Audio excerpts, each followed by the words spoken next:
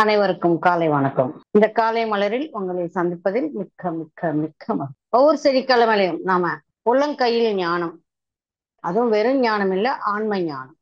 இந்த 5 விரலை வச்சுக்கிட்டு பத்ரிஜி எவ்வளவு ஞானத்தை நமக்கு சொல்லியிருக்கிறார் என்பது நமக்கு புரியும். போன வாரம் நம்ம தெரிஞ்சுக்கிட்டோம் குணங்களை பத்தி, அதாவது தமோ குணம், ரஜோகுணம், சாத்விக குணம், சுத்த சாத்விக குணம், நிர்குணம். இன்னைக்கும் இதேதான் கான்செப்ட், ஆனா ஒரு வேற விதத்துல தெரிஞ்சுக்கிறோம். எந்தெந்த குணங்களுக்கு ராமாயணத்துல எந்தெந்த கதாபாத்திரம் நம்ம எடுத்துக்கலாம், அது ஒரு உதாரணமா நாம பார்த்துக்கலாம் சொல்லி நாம போன வாரம் பார்த்தோம். இப்போ குணங்கள் எல்லாமே இந்த 5க்குள் அடங்கும். இந்த 5 குணங்களுக்கும் நம்மளுடைய சக்கரங்களுக்கும் சம்பந்தம் இருக்கு. போன வாட்டியே கேட்டீங்க சில பேரு, நான் எந்த குணத்துல இருக்கிறேன் எனக்கு எப்படி தெரியும்னு. அதே மாதிரி சக்கர கிளாஸ் சொல்றப்ப கூட எல்லாரும் கேட்பாங்க, நான் எந்த சக்கர நிலையில இருக்கிறேன்னு. இப்போ இதை தெரிஞ்சுக்கிட்டா நம்ம எந்த குணத்துல இருக்கிறோம், நாம எந்த சக்கராவில இருக்கிறோம், அதுல இருந்து நாம எப்படி இன்னும் மேம்படுத்தி இன்னும் மேலும் மேலும் ஒரு உயர்நிலைக்கு போலாம்னு இந்த 5 விரலை வச்சுக்கிட்டு நம்மளால தெரிந்து கொள்ள முடியும். தமோ குணம், இப்ப நமக்கு சக்கராஸ் தெரியும், எல்லாமே 6 சக்கரா. 7வது நிலை. தேவைப்பட்ட நாம 7 சக்கரங்கள்னு அப்பப்போ சொல்லிக்கிறோமே தவிர உண்மையில் அது 6 சக்கரங்கள். 7வது என்பது நிலை. மூலாதாரம், சுவாதிஷ்டானம், மணிப்பூரகம், அநாகதம், விசுத்தி, ஆக்ஞா, 7வது சஹசிராரம், கிரௌன் சக்கரா. இப்ப இந்த தமோ குணம் சொன்னோம் இல்ல, இந்த தமோ குணம் மூலாதார சக்கரத்தை காட்டுது. இந்த மூலாதார சக்கரத்தில் இருப்பவங்க தனக்காகவே தானுன்னு இருப்பாங்க. நானு எனது, அவ்வளவுதான். நானு எனக்கு, வேற எதை பத்தியும் அவங்க யோசிக்கவே மாட்டாங்க. தனக்கு என்ன தேவை, தனக்கு என்ன வேணும், தன்னுடைய ஆசா பாசங்கள், தான் எப்படி இருக்கணும்னு நினைக்கிறாங்களோ அப்படித்தான் அவங்க இருப்பாங்க. குடிக்கணுமா குடிப்பாங்க, ஊர் சுத்தணுமா சுத்துவாங்க, சரியா வேலை செய்யணுமா செய்வாங்க, இல்லைன்னா ஊதாரித்தனமா இருப்பாங்க. ஆனா அவங்களுக்கு குடும்பம் இருக்கும், குழந்தைகள் இருப்பாங்க. ஆனா எதை பத்தியும் அவங்க கவனிச்சுக்கவே மாட்டாங்க. அவங்களுக்கு நான் என்பதுதான், எனக்கு ஒரு குடும்பம் இருக்கு, நான் பார்த்துக்கலான்னு எப்படி என்பது கூட ஏதும் இருக்காது. தனக்கு தேவைக்கு தனக்கு என்ன வேணுமோ அதுக்கு ஏற்றாவது ஒரு சிறிய தொழில் செஞ்சு அதுல வர்ற பணம் எல்லாமே அவங்களுக்காக அவங்க செலவு பண்ணிக்குவாங்களே தவிர குடும்பம்னு எதுவுமே கொடுக்க மாட்டாங்க. ஏன்னா மூலாதார நிலை என்பது இந்த பௌதிக உடலுக்கு சம்பந்தப்பட்டது. போன வாட்டி இந்த தமோ குணத்துக்கு நம்ம பார்த்தோம், கும்பகர்ணன் 6 மாசம் தின்வாரு, 6 மாசம் தூங்குவார். வேற ஏதாவது இருக்கா? ஒண்ணுமே இல்லை. அதே மாதிரி தான் இவங்களுக்கு கூட அவங்களுடைய தேவைகள் தவிர வேற எதையுமே அவங்க கண்டுக்கவே மாட்டாங்க. இப்ப 2வது ரஜோகுணம். இந்த ரஜோகுணத்துக்கு வரும்போது இது சுவாதிஷ்டானா பிளஸ் மணிப்பூரகா, இது ரெண்டும் சேர்ந்து இருக்கு. சுவாதிஷ்டானத்துக்கு வரும்போது ரஜோகுணத்துல அவங்க இருப்பாங்க, இப்ப நான் என்றதுல இருந்து நான், எனது, என்னை சுற்றி இருக்கும் இத்தனை பேரும் என்ற ஒரு நிலையில இருப்பாங்க. இவங்க நல்லா படிச்சிருப்பாங்க, நல்ல வேலையும் செய்வாங்க, அவங்களுக்கு நிறைய பேரும் புகழும் தேவைப்படும், அதுக்காக எவ்வளவோ ஏங்குவாங்க, எல்லாமே இருக்கும். ஆனா நான், என் குடும்பம், என்னை சுத்தி இருக்கிறவங்க, என்னை சேர்ந்தவங்க தவிர அதை தாண்டி வேற இன்னொரு கட்டத்துக்கு போகவே மாட்டாங்க. அவங்களுக்கு எல்லாமே இருக்கும், படிப்பு இருக்கும், புகழ் இருக்கும், பாண்டிச்சம் இருக்கும், மேதாவித்தனம் இருக்கும், அனைத்தும் இருக்கும். இருந்தாலும் நான், எனது தவிர வேற எதுவும் இருக்காது. அவங்களுக்கு பேரு புகழ் வேணும், நிறைய என்னை தாண்டி எதுவும் நடக்கக்கூடாது, எனக்குள்ளேயே எல்லாமே அடங்கி இருக்கணும், எனக்கு அந்த அதிகாரம் இருக்கணும், என்னை பார்த்தா எல்லாரும் வணக்கம் சொல்லணும், இன்னொரு பக்கம் எல்லாரும் பயப்படணும். இந்த மாதிரி ஒரு மன பக்குவத்தோடு தான் அவங்க இருப்பாங்க. அது பக்குவமோட சொல்ல முடியாது, அந்த மாதிரியான ஒரு ஆஹ் நிலையிலே தான் அவங்க இருப்பாங்க. அதை தாண்டி எதையும் யோசிக்க மாட்டாங்க. நானு, எனது, என் உற்றார் உறவினர், அவ்வளவுதான். அதை தாண்டி வேற எதுவும் வராது. இப்ப 3வது குணம் இருக்கு, சாத்விக குணம். இந்த சாத்விக குணம் என்பது நமக்கு அநாகத சக்கரத்தை காட்டுது.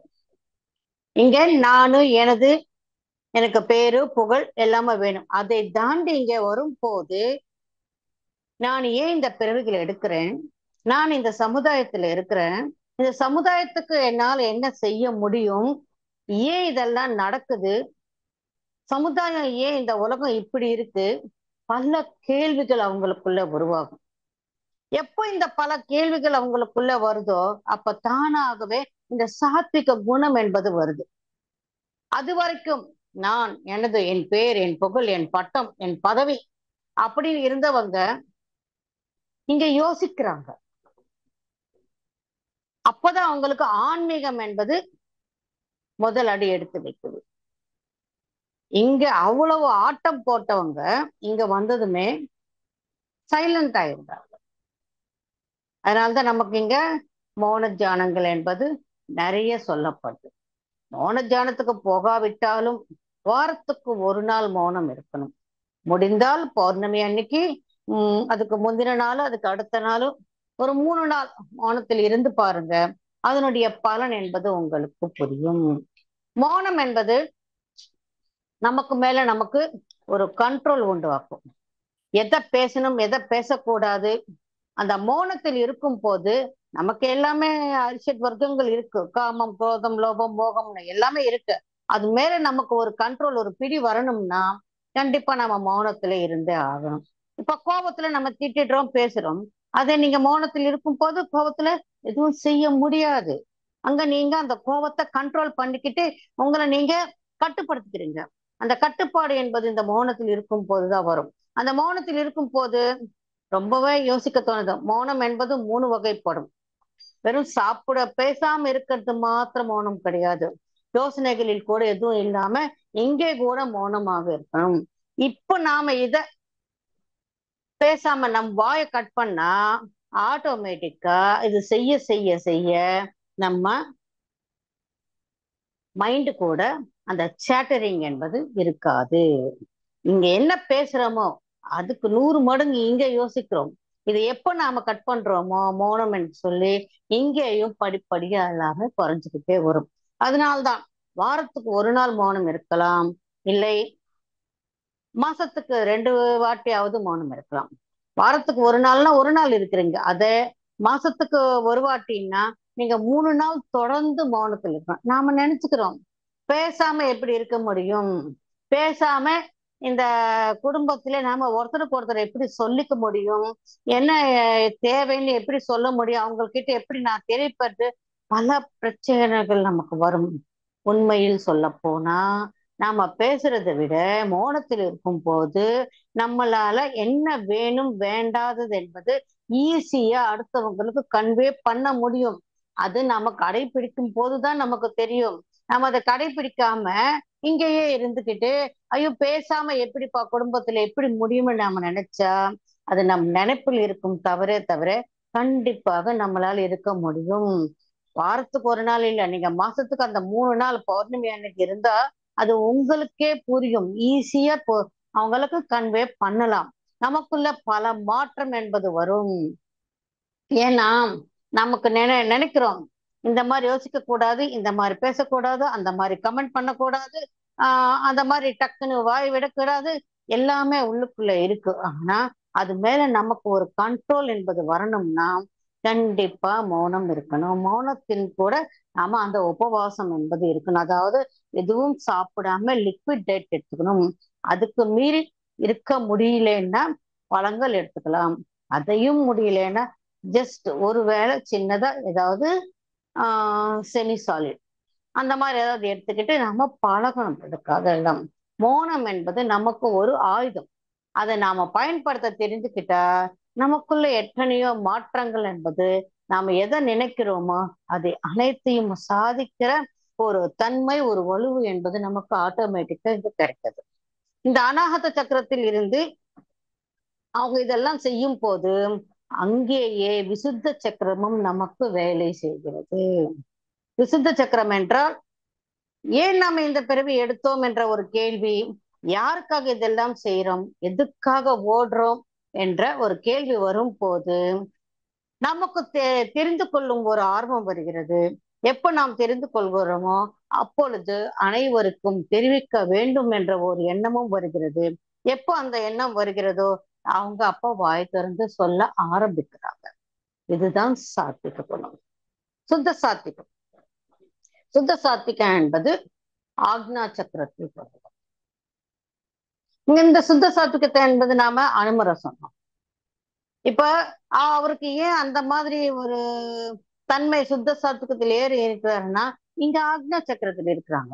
ஆக்னா சக்கரத்தில் இருக்கும் போது நல்லது கெட்டது எது நடக்குது எது நடக்கக்கூடாது, நடப்பவை யாவும் அனைத்தும் நல்லதே, எதுவா இருந்தாலும் இதுவரைக்கும் நடந்தது அனைத்தும் சரியாகவே இருக்கிறது, இனிமேல் நடக்க போவதும் சரியாகவே இருக்கும் என்ற ஓர் நிலை என்பது இந்த சக்கரத்தில் இருக்கும் போது வரும். இந்த சக்கரத்துல எதுவுமே சந்தேகம் என்பதே இருக்காது. அனுமருக்கு சந்தேகம் இருந்ததா? ராமர் சொன்னார் இல்ல, சீதை இப்ப பிராட்டிய என்னால கண்டுபிடிக்க முடியுமா, எங்கன்னு நாம் போய் தேடுறது, ராவணன் 3 லோகங்களை ஆண்டு கொண்டு இருக்கிறான், இந்த 3 லோகங்கள இந்த சீதா பிராட்டி எங்க தேடுறதுன்னு ஒரு துளியாவது அவருக்கு சந்தேகம் வந்ததா? கண்டிப்பாக என் பிரபு எனக்கு சொன்னார், அது என்னால செய்ய முடியும். ராமருக்கு ஒரு சந்தோஷத்தை, என்னால் சீதை பிராட்டி எங்கு இருக்கிறது என்பதை தெரிவித்தால் அந்த சந்தோஷத்தை கொடுக்க முடியும் என்று நம்பினார். அதற்காக அவர் அவ்வளவும் செயல்பட்டார். 5வது நிர்குணம். நிர்குணம் என்றால் எல்லாமே இருக்கும், ஆனா எதையுமே நம்மை தாக்காது. எதுவுமே இல்லாம நம்ம சன்னியாசியா ஒரு காட்டுக்கோ மலைக்கோ குகைக்கோ போய் இருக்கிறது இல்லை நிர்குணம் என்றால். நாம் இந்த சமுதாயத்திலேயே இருப்போம், இந்த குடும்பத்திலேயே இருப்போம், நமக்கும் அனைத்தும் இருக்கும். குடும்பம் என்றால் சுக துக்கங்கள் என்பது சரிசமமாக இருக்கும். சுகங்களுக்கு மாத்திரம் நாம உற்சாகமா இருந்து அது துக்கங்களா மாறும் போது, ஏதாவது வரும் போது பிரச்சனைகள் இன்னல்கள், அதுக்கு நம்ம சோர்வடையாம ரெண்டத்தையும் சமமாக ஏற்றுக்கொள்ளும் மனோபக்குவம் நமக்கு தானாகவே வருகிறது. ஆமா, இந்த 5 சொன்னீங்க. இதுல நம்ம தியானத்துக்கு எங்க வரோம்னா, நாம எப்போ அனாகத்தில் இருக்கும் போது நம்ம கேள்விகளுக்கு நாம் பதில் கிடைத்ததோ அங்கேயே நாம விசுத்தத்துக்கு வரும் போது ஆட்டோமேட்டிக்கா நமக்கு தியானம் என்பது இங்கேயே கிடைக்கும். அந்த தியானத்தில் நாம செய்ய செய்ய செய்ய நமக்கு ஒரு தெளிவு பிரிக்கும் போது அந்த ஆக்ஞா சக்கரத்தில் நம்மளால் அனைத்தையும் சமமாக நியூட்ரலாக இருந்து ஒரு ஜட்ஜ்மெண்ட் இல்லாம அனைத்தையும் புரிந்து கொள்ள முடிகிறது. எப்ப அந்த புரிதல் வருகிறதோ அப்பொழுதுதான் நாம சுத்த சாத்விகத்தில் இருக்க முடியும். சாத்விகத்தில் மாத்திரம் இருந்தால் பத்தாது, நாம சுத்த சாத்விகத்துக்கு வந்தே ஆகணும். எப்போ இந்த சுத்த சாத்விகத்துக்கு வர்றோமோ அப்பதான் நிர்குணத்துக்கு நம்மளால் பயணம் செய்ய முடியும். இதுல இந்த 5 குணங்கள் இருக்கு. நமக்கு எத்தனை இருந்தாலும் எல்லாமே இந்த 5 குணங்களில் அது அடக்கம். இந்த குணங்களிலிருந்து யாரும் தப்பிக்கவே முடியாது. எல்லாமே இங்கிருந்து இதுக்கு டிராவல் பண்ணியே ஆகணும். அந்த எப்ப நம்ம தியானத்துக்கு வந்தோமோ நமக்கு எல்லாமே ஒரு புரிதல் என்பது கிடைக்கும். அது வரைக்கும் எனக்கு மாத்திரம் ஏன் வாழ்க்கை இப்படி இருக்கு, எனக்கு மாத்திரம் ஏன் இப்படி நடக்குது, என்னை சுத்தி இருக்கிறவங்க எல்லாரும் நல்லாவே இருக்கிறாங்க, எனக்கு மாத்திரம்தான் இந்த சோகம் இருக்கு, கொஞ்சோண்டு சந்தோஷத்தை கொடுத்து இவ்வளவு கஷ்டங்களை ஏன் கொடுத்தாரு. எப்ப நம்ம தியானத்துக்கு வந்தோமோ நம் வாழ்க்கை நம் கையில் என்பது நமக்கு தெரிகிறது. நம் அனுமதி இல்லாமல் நம் வாழ்க்கையில் ஏதும் நடக்கவில்லை என்பது நமக்கு புரிகிறது. எது நடக்கிறது அவை அனைத்தும் என்னுடைய ஆன்ம வளர்ச்சிக்கே என்றது புரிகிறது. இப்ப இருக்கிற கஷ்டங்கள் துக்கங்கள் இன்னல்கள் பிரச்சனைகள் இது எல்லாமே எனக்கு மாத்திரம் ஏன் நடக்கிறதுன்னா இவை அனைத்தும் நமக்கு கடவுளால் கொடுக்கப்பட்ட வரங்கள். ஏமா பிரச்சனைகள் எல்லாம் வரங்கள் சொல்லுங்க. ஆம், நமக்குள்ள எத்தனையோ காயங்கள் இருக்கு. நாம இந்த ஒரு பிறவி மாத்திரம் எடுக்கல, இதுக்கு முன்னாடி எத்தனையோ நூற்றுக்கணக்கில் பிறவிகள் எடுத்திருக்கிறோம். அந்த நூற்றுக்கணக்கில் எடுத்த அந்த பிறவிகளில் நமக்குள்ள நிறைய காயங்கள் இருக்கு, தழும்புகள் இருக்கு. அவை அனைத்தும் நம்ம ஹீல் பண்ணிக்கணும். அந்த ஹீல் பண்ணிக்கிறதுக்காகத்தான் இப்பொழுது அந்த இயற்கையின் மூலமாக இந்த பிறவியில் நமக்கு இதை அனைத்தும் கொடுக்கப்பட்டிருக்கு. இதை நாம தெரிந்து கொண்டால் நம் வாழ்க்கை ஏன் இப்படி இருக்கு என்ற ஒரு கேள்வி நமக்கு இருக்காது. அதை எப்ப நம்ம புரிஞ்சுக்கிறோமோ அந்த புரிதலுக்கு ஏற்றவாறு நம்மளுடைய செயல்கள் இருக்கும். நம்மளுடைய செயல்கள் என்பது நம் குணங்களை காட்டுகிறது. நம் குணங்களுக்கு ஏற்றவாறு தான் நம்மளுடைய யோசனைகள் இருக்கும். நம் குணங்களுக்கு ஏற்றவாறு தான் நம்மளுடைய பேச்சுக்கள் இருக்கும். நம் குணங்களுக்கு ஏற்றவாறு தான் நம்மளுடைய வாழ்க்கை என்பது இருக்கும். இதுக்கு ஒரு ஒரு குட்டி கதை சொல்லலாம். மை டியர் ஃப்ரெண்ட்ஸ், ஒரு ஊர்ல 2 விவசாயிங்க இருக்கிறாங்க. 2 பேருக்குமே ஒரே விதமான ஒரு ஸ்டேட்டஸ் தான். ஒரு வீடு இருக்கு, மனைவி, ஒரு பொண்ணு, ஒரு பையன், ஒரு 2 ஏக்கர் நிலம் இருக்கு. 2 பேருக்குமே ஒரே விதமான ஒரு சூழ்நிலை தான். 2 பேரும் நல்ல ஃப்ரெண்ட்ஸா இருக்கிறாங்க. குடும்பத்தை பாத்துக்கிறாங்க. எல்லாமே ஆச்சு. அவங்களுக்கு இறுதி காலம்னு வந்தது. 2 பேருமே இறந்து போறாங்க. 2 பேருமே இறந்து போன பிறகு மேல போறாங்க. யமதர்மராஜா வந்து ஒவ்வொருத்தரா கூப்பிட்டு கேட்கிறாரு. ஒரு விவசாயி கூப்பிட்டு, "ஓ, இந்த பிறவில உனக்கு வாழ்க்கை எப்படி இருந்ததுன்னு கேட்டார். என்னென்னலாம் இருக்கு? ஒண்ணுமே இல்ல. எல்லாமே பார்த்து பார்த்து பார்த்து செய்ய வேண்டியது இருக்கு. எனக்கு திருப்தி என்பது இல்லை. எனக்கு தேவைக்கு ஏற்ற எனக்கு எதுவும் கிடைக்கல. எல்லாமே பார்த்து பார்த்து செலவு செய்ய வேண்டியது இருக்கு. ஏதாவது ஒரு செலவு நாம செஞ்சுட்டு, ஐயோ நாளைக்கு எப்படி இது என்ன செய்யணும் என்ற ஒரு கேள்வி இருந்து கொண்டே இருந்தது. ஒரு தவிப்பு இருந்து கொண்டே இருந்தது. எல்லாத்துக்குமே நம்ம வந்து பார்த்து பார்த்து பார்த்து செய்ய வேண்டியது இருந்தது. எனக்கு திருப்தி இல்லை அந்த வாழ்க்கையில. அப்ப உனக்கு அடுத்த பிரிவினை இருந்தா எப்படி இருக்கணும்னா, அடுத்த பிரிவுல எனக்கு நிறைய காசு வேணும். என்கிட்ட காசு யாருமே கேட்கக்கூடாது. எல்லாருமே எனக்கு காசு கொடுக்கணும். அந்த மாதிரி ஒரு பிறவி எனக்கு வேண்டும் கேட்கிறாரு. சரி, அவரும் ததாசுன்னு சொல்லி அனுப்பிச்சிட்டாரு. 2வது விவசாய கூப்பிட்டு கேட்கிறாரு, உனக்கு வாழ்க்கை எப்படி இருந்ததுன்னா, நல்லா இருந்தது. அழகான குடும்பம். இருக்கிற அந்த 2 ஏக்கர் நிலத்துல எனக்கு வேண்டியதை நான் வச்சுக்கிட்டு எல்லாமே நல்லா இருந்தது. 2 குழந்தைங்க. நான் சந்தோஷமா தான் இருந்தேன். ஆனா ஒரே ஒரு குறைதான் இருந்தது. என்ன? எனக்கு இருக்கிறதுல நானும் என் குடும்பம் தான் நல்லா இருக்க முடிஞ்சதே தவிர, அதை தாண்டி அடுத்தவங்களுக்கு ஏதாவது ஒரு உதவி செய்யலாம்னா என்னால பண்ண முடியல. எனக்கு இருக்கிற பொருளாதார வசதி என் குடும்பத்தை பாத்துக்கிறதுக்கு எனக்கு சரியா இருந்ததே தவிர, அதை தாண்டி இன்னொருத்தருக்கு ஏதாவது செய்யணும்னு வந்தா என்னால செய்ய முடியல. அப்ப அடுத்த பிரிவின்னு இருந்தா உனக்கு எப்படி வேணும்? நான் சுகமாக இருப்பது, நான் சந்தோஷமா இருப்பது, என்னை தாண்டி அடுத்தவங்களுக்கு உதவி செய்யற ஒரு நிலையில நான் இருந்தா எனக்கு ரொம்ப நல்லா இருக்கும். அந்த மாதிரி ஒரு பிறவியை நான் கேட்டுக்கிறேன்னு சொல்றேன். அதுக்கும் சரி, ஓகேன்னு சொல்லிட்டாங்க. இப்ப 2 பேருமே பிறவி எடுக்கிறாங்க. இப்ப 2வது நபர் எந்த மாதிரி ஒரு பிறவி எடுத்தாரு? ஒரு மாபெரும் செல்வந்தர பிறவி எடுத்தார். அவருக்கு அந்த ஆன்மாவில் அந்த தவிப்பு இருக்கு. அதனால்தான் அவர் எல்லாருக்குமே தன் கிட்ட வருபவர்களுக்கு உதவி என்று கேட்டால் இல்லை என்று சொல்லாமல் எல்லாருக்குமே உதவி செஞ்சுக்கிட்டு இருக்கார். நாம் என்ன கேட்டோம்? அதுவே அவருக்கு தான் என்ன கேட்டாரோ அதுவே அவருக்கு அந்த பிறவில அது கிடைச்சது. இப்ப முதல் நபர் அவர் என்ன பிறவி எடுத்தாரு? பிச்சைக்காரரை ஒரு பிறவி எடுத்தாரு. என்னப்பா, அந்த வாழ்க்கையில ஏதோ ஒரு நிலம் இருந்தது, சொந்த வீடு இருந்தது, குடும்பம் இருந்தது, அதுவே அவருக்கு திருப்தி இல்லைன்னு சொல்லி கேட்டா, நீங்க அதை விட மோசமா பிச்சைக்காரரை பிறவி எடுத்தாரு. ஏன்? அவர் என்ன கேட்டாரு? ம் நல்லா ஞாபகம் இருக்கா? என்ன கேட்டாரு? எல்லா காசும் என்கிட்டயே இருக்கும். ஆமா, பிச்சைக்காரர்கிட்ட அவர் காசு அவர்கிட்டதான் இருக்கும். திருடன் கூட பிச்சைக்காரர்கிட்ட திருட மாட்டான். அவர் காசு அங்கேதான் இருக்கும், வேற எங்கேயும் போகாது அவரை விட்டு. எல்லாரும் எனக்கு காசு கொடுக்கணும். ஆமா, பிச்சைக்காரருக்கு எல்லாருமே காசு போடுவாங்க. என்கிட்ட யாரும் கேட்க கூடாதுன்னா பிச்சைக்காரன் கிட்ட யார் காசு கேட்பாங்க?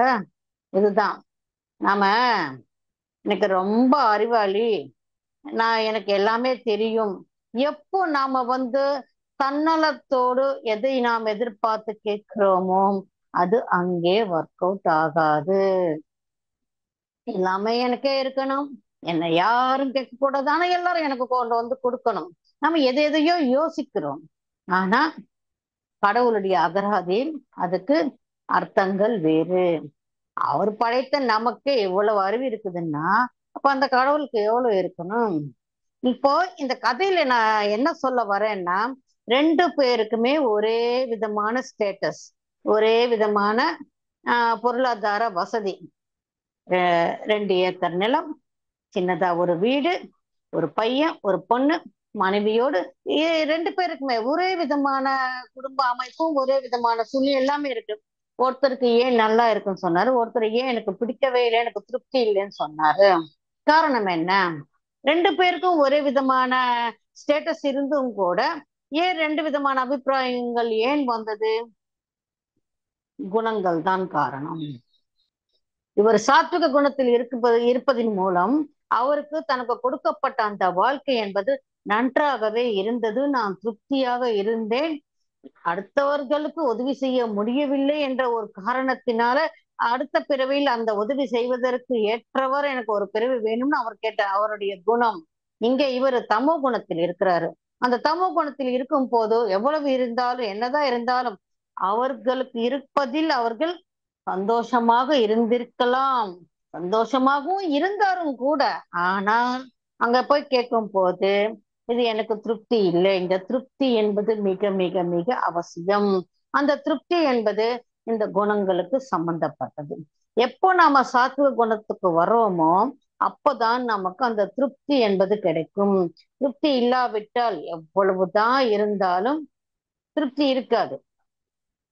கேட்கும் போது நாம யோசிச்சு கேட்கணும். இங்க ஒரு ஒரு குட்டி விஷயம் ஞாபகத்துக்கு வருது. எறும்பு, அதுலயும் சிகப்பு எறும்பு, ரெட் டான்ஸ்ன்னு சொல்லுவோம்ல. அதுக்கு தம் மேல எனக்கு திருப்தியே இல்லையா. இதுல பெரிய பெரிய எத்தனையோ உயிரினங்கள் எல்லாம் இருக்கு, என்னென்னமோ இருக்கு. கடவுள் ஏன் என்ன ரொம்ப சிறிய ஒரு பிராணியா படைச்சிருக்கிறாரு, என் மேல எனக்கு திருப்தியே இல்லைன்னு சொல்லி கோபத்துல இருந்தது. அந்த கோபத்துல பிரம்மதேவரை எப்படியாவது இதை பத்தி கேட்கணும்னு சொல்லி தவம் புரிஞ்சது. அந்த எறும்பு செய்யற தவத்துக்கு பிரம்மதேவருக்கு வியப்பு வந்தாலும் அத செய்யற அந்த தவத்தை பார்த்து ரொம்ப திருப்தி அடைந்து முன்னாடி பிரத்யட்சமாகிறார். என்ன வேணும் முதல்ல சொல்லு, என்னை ஏன் இவ்வளவு சிறிய பிராணியா என்னை படைச்ச? அதெல்லாம் நடந்து முடிந்த கதை, உன்னை படைச்சாச்சு, இப்ப என்ன வேணும் சொல்லு. எனக்கு ஏதாவது ஒரு தனித்தன்மை வேணும். ரெண்டாவது, நான் கேட்கிற வரம் எனக்கு மாத்திரம் இல்ல, என் சந்ததிக்கு மாத்திரம் இல்ல, என்னோட தலைமுறைக்கு மாத்திரம் இல்ல, இனத்துக்கு இது அப்ளிகபிள் ஆகணும். ஓ அப்படியா, சரி, என்ன வரம் வேணும் கேளு. கடிச்சா சாகணும். பிரம்மதேவரை வாய் பொழந்துட்டாரு. என்ன இந்த மாதிரி ஒரு வரத்தை கேட்டிருக்கிறா? சரி, வந்தா அவங்க கேட்டதை தந்தே ஆகணும். சரி ததாசுன்னு சொல்லிட்டு போயிட்டாரு. இப்ப எத்தனையோ எறும்புகள் இருக்கு.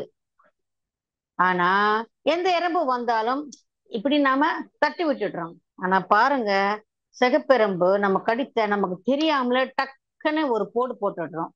காரணம் என்ன? என்ன கேட்டா, கடிச்சா சாகணும் கேட்டா, யாரு சாகணும்? கிளாரிட்டி இல்ல, அங்க எதுவும் பார்த்துக்கல இல்ல.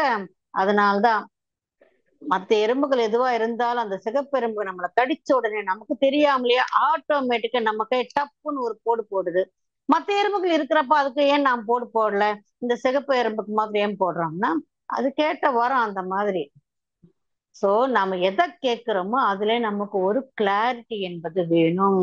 அந்த கிளாரிட்டி நமக்கு வேணும்னா முதல்ல திருப்தி என்பது இருக்கணும். அந்த திருப்தி என்பது நமக்கு எப்ப வரும்?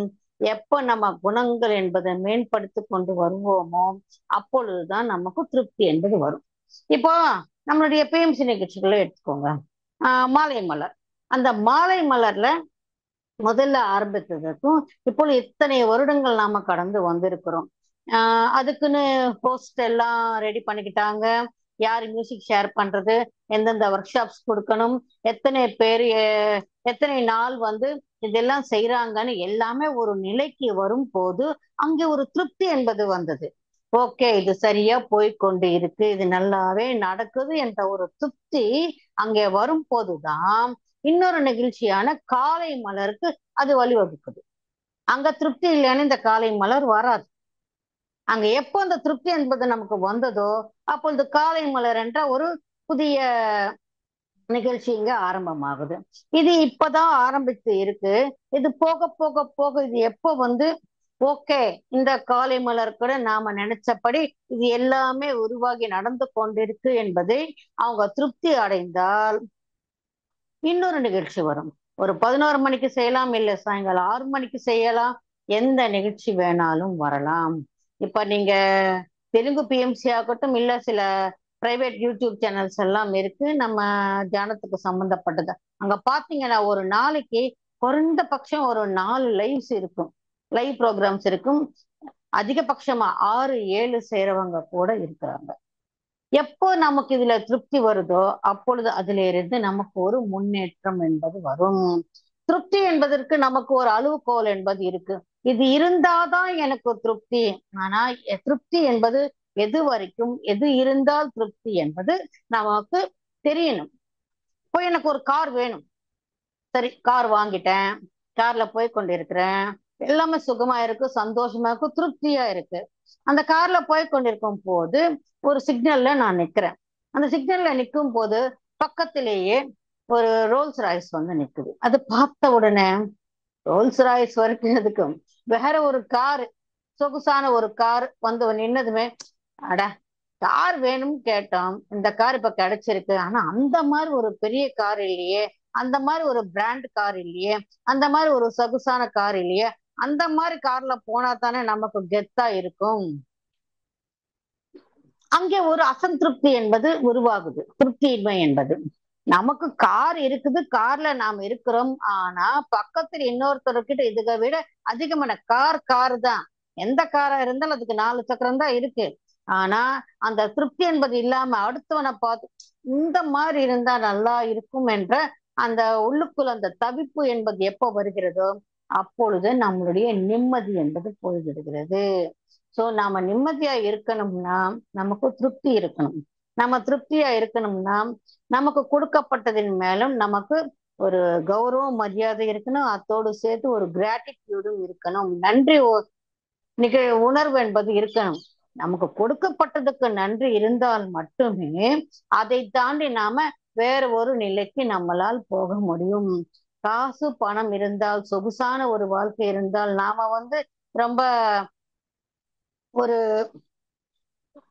வசதியான ஒரு வாழ்க்கை வாழ்ந்தாதான் திருப்தினா, வசதி இருக்கிறவங்க எல்லாருமே செல்வந்தங்களா இருக்கிறவங்க எல்லாருமே திருப்தியா இருக்கிறாங்கன்னா 99% இல்லை. திருப்தி என்பது நமக்கு சம்பந்தப்பட்டது. அது நமக்குள்ள இருந்தே பிறக்கணுமே தவிர வெளியில இருக்கிற தோற்றத்துக்கோ இல்ல வெளியில இருக்கிற நம்ம பொருட்கள் பார்த்தியோ நமக்கு திருப்தி என்பது வராது.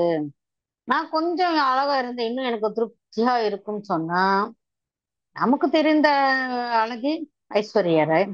அவங்க திருப்தியா இருக்கிறாங்களான்னு அவங்கள கேட்டு பாருங்க. உங்களுக்கே புரியும். சோ இவை அனைத்தும், இந்த தோற்றமாகட்டும், நிறமாகட்டும், இந்த வாழ்க்கையாகட்டும், இந்த அமைப்பாகட்டும், இது அனைத்தையுமே நாம விரும்பி நமக்கு இது வேண்டும் என்று நாம வாங்கி கொண்டு வந்தவை. ஆனா இங்கே வந்த பிறகு இந்த வாழ்க்கையில் நம்மளுடைய குணங்களை நாம் கண்டிப்பாக மேம்படுத்தி கொண்டே இருக்க வேண்டும். சாத்விகத்துக்கு வரணும்னா முதலில் அகிம்சையில் இருக்கணும். சாத்விகத்துக்கு வரணும்னா நாம நான்வெஜ் சாப்பிடுறதை நிறுத்தணும். நான்வெஜ் சாப்பிடுற வரைக்கும் நீங்கள் இன்னும் தமோ குணத்தில் தான் இருக்கிறீர்கள் என்பதற்கு உதாரணம். அதுல இருந்து வெளி வந்தால் மட்டுமே உங்களால் சாத்விக குணத்துக்கே வர முடியும். சாத்விக குணத்துக்கு வந்தால் மட்டுமே அதுல இருந்து நிர்குணத்துக்கு போக முடியும். ஒரே வாட்டி இந்த தமோ குணத்திலிருந்து இந்த நிர்குணத்துக்கு வர முடியாது. இது நம்ம டிராவல் பண்ணி ஆகணும். ஏன்னா இது எல்லாமே ஆன்மாவுக்கு அனுபவங்கள். இந்த அனுபவங்களுக்காகத்தான் எத்தனை நிலைகளிலே எத்தனை குணங்களோடு இந்த சக்கரா நிலையில நம்மளுடைய வாழ்க்கை என்பது நமக்கு தரப்பட்டிருக்கு. கண்டிப்பாக அனைவரும் நிர்குணத்தில், சகசிராரத்தில் ஒரு சேவை மனப்பான்மையோடு, ஒரு திருப்தியோடு ஒரு வாழ்க்கையை நாம் கிராட்டிடியூடோடு எப்ப நாம வாழ்கிறோமோ அதுதான் நமக்கு இறுதி கட்ட பிறவிகள் என்ற ஒரு நிலையில் நாம் இருக்கிறோம் என்பதை நமக்கு உணர்த்தும். நமக்கு முக்தி வேணும், மோட்சம் வேணும், நம்ம கடவுள் நிலையை அடையணும், நானே கடவுள் என்று நாம தெரிந்து கொள்ளணும்னா கண்டிப்பாக கடவுள் என்பவர் நிர்குணத்தில் தான் இருப்பார். அவருக்கு எந்த விதமான ராக துவேஷங்களும் இருக்காது. ஒருத்தவங்க நல்லவங்க கெட்டவங்க, இது நமக்கு வேண்டியவங்க வேண்டாதவங்கன்னு எதுவும் இருக்காது. அதே போல் நாமும் கூட என்ன நினைக்கணும்? சர்வே ஜனா சுகினோ பவந்து. இந்த சர்வே ஜனா சுகினோ பவந்து என்பது நம்ம வேதங்களில சொல்லப்பட்டிருக்கு. இது என்ன கூறுது? எல்லாருமே நல்லா இருக்கணும் என்ற ஓர் எண்ணத்தில் நாம் இருக்கணும். எனக்கு இருக்கிறது எல்லாமே நல்லா இருக்கு. அதே மாதிரி இந்த உலகத்தில் இருக்கிறவங்க எல்லாருமே நல்லா இருக்கணும். அதே சமயத்தில் கண்டிப்பாக இந்த உலகம் என்பது ஜானமயமாகும். அனைவரும் அஹிம்சா மார்க்கத்தில் நடப்பார்கள். அந்த உலகத்தை மிக விரைவில் நாம் காண போகிறோம் என்ற ஒரு நம்பிக்கையோடு, விசுவாசத்தோடு தியானம் செய்து அந்த ஒரு நல்ல வாழ்க்கைக்காகவும், நல்ல ஒரு பிரபஞ்சத்துக்காகவும், அதற்காகத்தான் இந்த பிஎம்சி சேனலும் இந்த தியானங்களும் இருக்கு. அதை நோக்கித்தான் நம் பயணம் என்பது போய்க்கொண்டு இருக்கு. அது விரைவில் நம் கண் முன் தோன்றும். Thank you my dear friends.